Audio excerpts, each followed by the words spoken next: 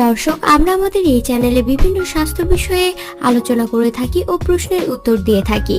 প্রতিবারের মতো আজকে আমাকে একজন প্রশ্ন করেছেন, আপু, কুমারিত্ব পরীক্ষা করা ছাড়া কিভাবে বুঝবো কোনো মেয়ে আগে কারো সাথে শারীরিক সম্পর্ক করেছে কিনা? তো দর্শক, আজকের ভিডিওতে আমি আপনাদের এরকম কিছু উপায় বলে দিব যার মাধ্যমে আপনি খুব সহজে বুঝতে পারবেন আপনার গার্লফ্রেন্ড বা বউ আগে কারো সাথে শারীরিক সম্পর্ক করেছে কিনা।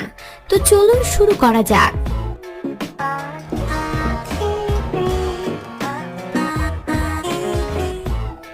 আপনার সঙ্গিনীর জীবনে প্রথম সেক্স কিন্তু কোনো রক্তপাত হয়নি তার মানে কিন্তু এই নয় যে আপনার আগে কোনো পুরুষ তার কুমারিত্ব নিয়েছে।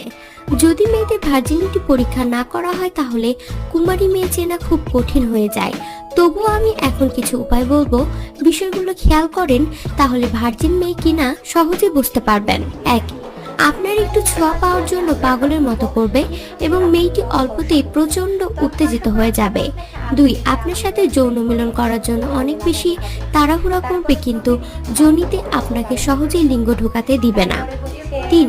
মেয়েটি আপনার শরীর স্পর্শ করতে লজ্জা বা ভয় পাবে। 4. লিঙ্গ ঢোকানোর সময় যোনিতে প্রচন্ড ব্যথার কারণে চিৎকার করতে পারে বা আপনাকে লিঙ্গ না ঢোকানোর জন্য অনুরোধ করবে।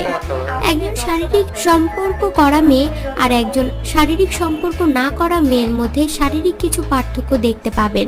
তো এখন সে বিষয়গুলো জেনে নিন। 1. স্তন ছোট হবে। 2. স্তন চ্যাপ্টা হবে, গোল নয়। 3. দৃঢ় হবে, তুলতুলে নয়। 4. স্তনের বোটার চারপাশে যে গাঢ় অংশ থাকে তার রং গোলাপি থেকে হালকা বাদামি রঙের মতো হবে এবং এই অংশ আয়তনে ছোট হবে। 5. নিপলের আকার ছোট হবে।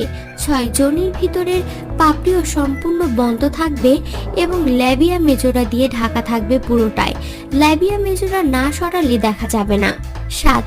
বাইরের পাপড়ি প্রায় সম্পূর্ণভাবে একসাথে লেগে থাকবে এবং যোনিমুখ দেখা যাবে না। 4. সতীচ্ছেদ অক্ষত থাকবে, যদিও অনেক কারণে ছিঁড়ে যেতে পারে, এটি ছিঁড়লে সাধারণত রক্তক্ষরণ হয়। 9.